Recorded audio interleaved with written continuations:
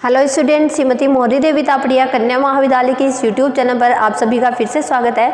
आज का जो अपना टॉपिक है वो है open and close set for complex number. Previous video में अपन ने सेट के बारे में डिस्कस किया था कि कोई भी जो सेट होता है उसका जो लिमिट पॉइंट है उसको अपन कैसे डिफाइन करते हैं, उसके क्लोजर और उसके जो अलग अलग डेफिनेशन थी वो अपन ने कल के जो कल के वीडियो के अंदर अपन ने डिस्कस कर चुके हैं। ठीक है, लिमिट पॉइंट के बारे में डिस्कस किया था और लिमिट पॉइंट के साथ साथ में डिराइव सेट और डिराइव सेट के साथ अपन ने उसके क्लोजर के बारे में भी डिस्कस किया था। आई होप आपको ये सब चीज़ें समझ आई होगी। आज जो है वो अपन ओपन सेट और क्लोज सेट जो कॉम्प्लेक्स नंबर के अंदर कैसे डिफाइन होते हैं उनको अपन समझने वाले हैं। तो सबसे पहले अपन यहाँ पे बात करेंगे क्लोज सेट की।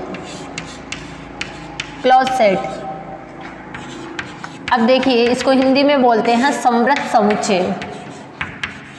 समवृत समुच्चय। कल अपन ने डिराइव सेट के बारे में पढ़ा था कि डिराइव सेट जो होता है वो क्या होता है। तो डिराइव सेट कोई भी सेट जो होता है उसके सभी लिमिट्स पॉइंट का जो कलेक्शन होता है वो क्या होता है, अपना डिराइव सेट होता है। ठीक है, और क्लोज सेट जो है इस तरह से अपन डिफाइन कर सकते हैं कि क्लोज सेट जो है वो वही कहलाता है जिसके सभी सीमा बिंदु, जैसे मान लो अभी अगर अपन किसी सेट की बात करें हैं, किसी समुच्चय S के सीमा बिंदु, S के सभी सीमा बिंदु, S के सभी सीमा बिंदु S में विद्यमान हो, S में विद्यमान हो तो S जो होगा वो क्या कहलाएगा, समवृत समुच्चय यानी क्लोज सेट यहाँ पे कहलाएगा। समवृत समुच्चय कहलाता है। अब अपन ने कल एक चीज डिफाइन की थी, डिराइव सेट। डिराइव सेट अपन ने क्या डिफाइन किया था कि कोई भी जो सेट होता है, डिराइव सेट वो सेट होता है जो उस सेट के सभी लिमिट पॉइंट का जो कलेक्शन होता है वो डिराइव सेट के अंदर होता है और उसे अपन किस से डिफाइन करते हैं, एस डेस से डिनोट करते हैं। तो अपन यहाँ पे लिख सकते हैं कि एस डेस है, अगर एस का सबसेट हो जाए देन इस कंडीशन में जो अपना एस है वो कैसा हो जाएगा, क्लोज सेट की फॉर्म में यहाँ पर डिफाइन हो जाएगा। ठीक है, तो ये अपनी क्लोज सेट की यहाँ पर डेफिनेशन होती है कि क्लोज सेट जो होता है वो किस तरह से डिफाइन होता है। ठीक है, ये हो गया। अब अपन दूसरी जो डेफिनेशन है वो अपन इंटीरियर पॉइंट, एक्सटीरियर पॉइंट और बाउंड्री पॉइंट के बारे में डिस्कस करेंगे। इन तीनों के बारे में डिस्कस करने के बाद अपन ओपन सेट की डेफिनेशन को डिस्कस करेंगे। तो देखिए इंटीरियर पॉइंट क्या होता है, एक्सटीरियर पॉइंट क्या होता है। इंटीरियर पॉइंट आंतरिक बिंदु, इंटीरियर पॉइंट वो होता है आंतरिक बिंदु।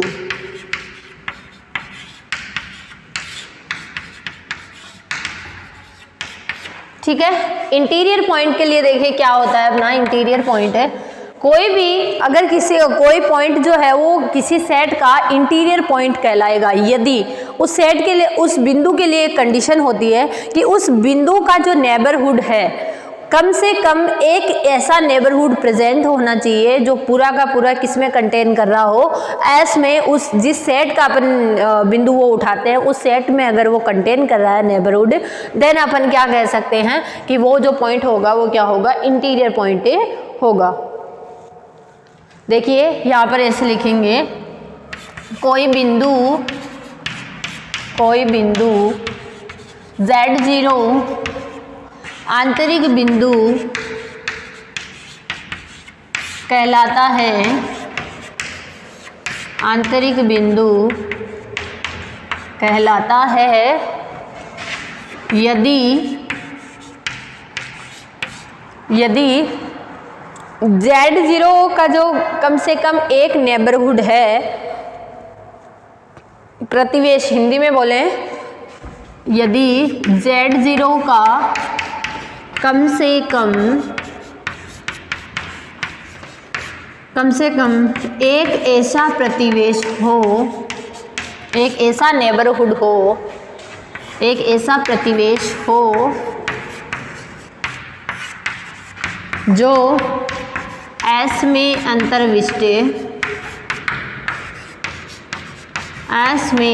अंतर्विष्ट होता है। देन इस कंडीशन में अपन क्या बोलेंगे, जो अपना Z0 पॉइंट होगा वो क्या होगा, इंटीरियर पॉइंट यहाँ पे डिफाइन होगा। यानी अपन ये कह सकते हैं कि नेबरहुड ऑफ Z0 अगर सबसेट है किसका, S का, देन इस कंडीशन में ये जो Z0 होगा वो क्या कहलाएगा, अपना इंटीरियर पॉइंट यहाँ पर शो करेंगे। ठीक है, यानी कोई बिंदु जो बिंदु है Z0 वो आंतरिक बिंदु यानी इंटीरियर पॉइंट कब कहलाएगा, यदि उस Z0 का एक इस तरीके का नेबरहुड हो जो क्या कर रहा हो, S में कंटेन हो रहा हो, मतलब पूरा का पूरा क्या हो रहा हो, S के अंदर क्या हो रहा हो, विद्यमान हो रहा हो, S में अंतर्विष्ट हो रहा हो, तो अपन इसको क्या कहलाते हैं, यानी S में अंतर्विष्ट होने का मतलब क्या है, Z0 का नेबरहुड S में कंटेन हो रहा है, इसका मतलब Z0 के नेबरहुड का प्रत्येक बिंदु कहाँ से लिया गया है, S से लिया गया है। यानी जो नेबरहुड ऑफ Z0 है वो किसका सबसेट होगा, S का सबसेट होगा। इस कंडीशन में ये क्या कहलाएगा, अपना इंटीरियर पॉइंट कहलाता है। ठीक है, ये हो गई इंटीरियर पॉइंट की डेफिनेशन। अब यहाँ पे बात करते हैं अपन बाउंड्री पॉइंट की, कि बाउंड्री पॉइंट जो है वो क्या होता है। इंटीरियर पॉइंट, एक्सटीरियर पॉइंट और बाउंड्री पॉइंट, ये 3 पॉइंट होते हैं। इन तीनों पॉइंटों को समझेंगे और उसके बाद अपन ओपन सेट की बात करेंगे। तो ठीक है, ये इंटीरियर पॉइंट हो गया। अब यहाँ पे अपन देखेंगे बाउंड्री पॉइंट। बाउंड्री पॉइंट, अब देखिए बाउंड्री पॉइंट यानी परिसीमा बिंदु, हिंदी में बोले तो परिसीमा बिंदु। बाउंड्री पॉइंट के लिए क्या कंडीशन होती है, कोई बिंदु Z0 जो है वो बाउंड्री पॉइंट कहलाता है यदि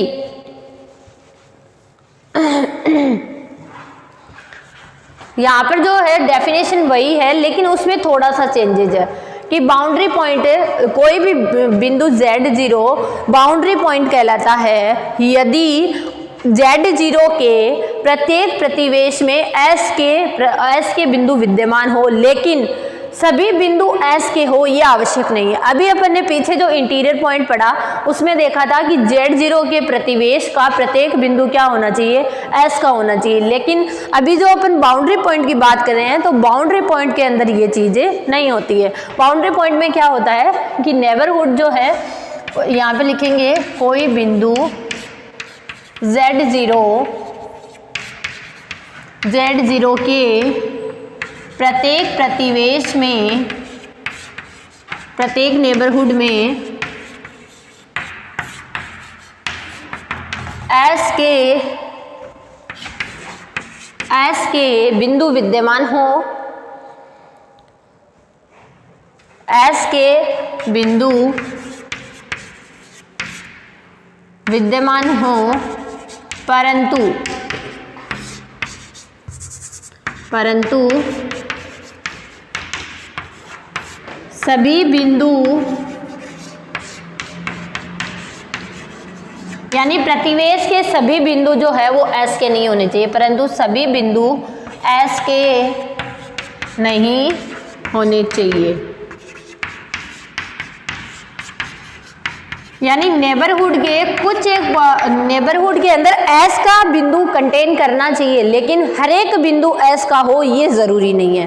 ठीक है, कि प्रत्येक बिंदु जो है वो क्या हो यहाँ पे तो इस कंडीशन में जो अपना Z0 होगा वो क्या कहलाएगा, बाउंड्री पॉइंट कहलाएगा। ठीक है, देखो neighbourhood of Z0 not subset to S, यानी S का सबसेट हो ये ज़रूरी नहीं है।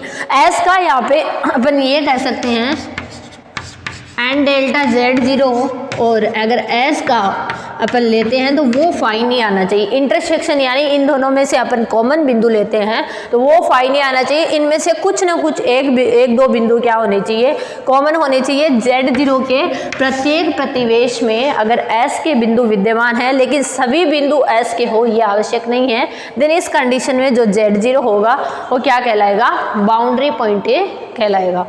अब अपन बात करेंगे एक्सटीरियर पॉइंट की। तो सिंपल सी डेफिनेशन है एक्सटीरियर पॉइंट की, जो ना तो इंटीरियर पॉइंट है और ना ही क्या है, बाउंड्री पॉइंट है, तो वो क्या हो जाएगा, एक्सटीरियर पॉइंट हो जाएगा। एक्सटीरियर पॉइंट, बाह्य बिंदु, बाह्य बिंदु। देखिए किस तरह से डिफाइन होता है एक्सटीरियर पॉइंट। एक्सटीरियर पॉइंट के लिए अपन क्या कह सकते हैं यहाँ पे कि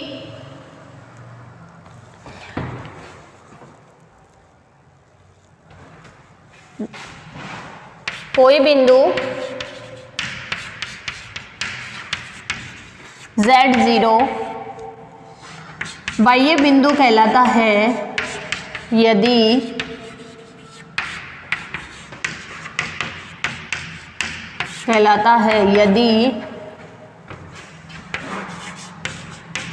न तो वह आंतरिक बिंदु हो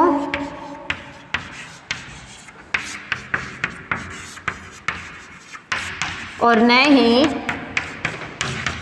परिसीमा बिंदु हो।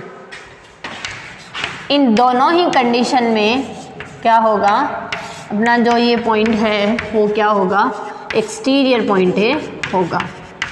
जब ये दोनों कंडीशन यहाँ पे सेटिस्फाई होगी देन अपन ये कह सकते हैं कि ये क्या होगा, परिसीमा बिंदु नहीं हो, ना ही परिसीमा बिंदु हो और ना ही आंतरिक बिंदु हो, तो ये क्या हो जाएगा, अपना एक्सटीरियर पॉइंट हो जाएगा।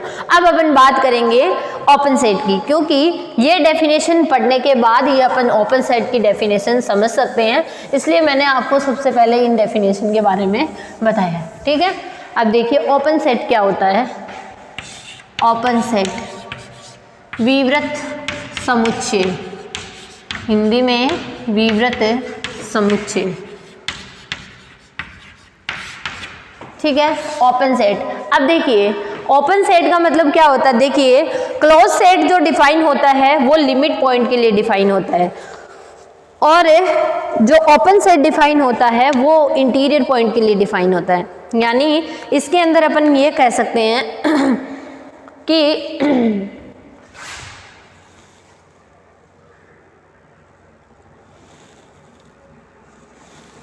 यहाँ पे लिखेंगे कोई समुच्चय S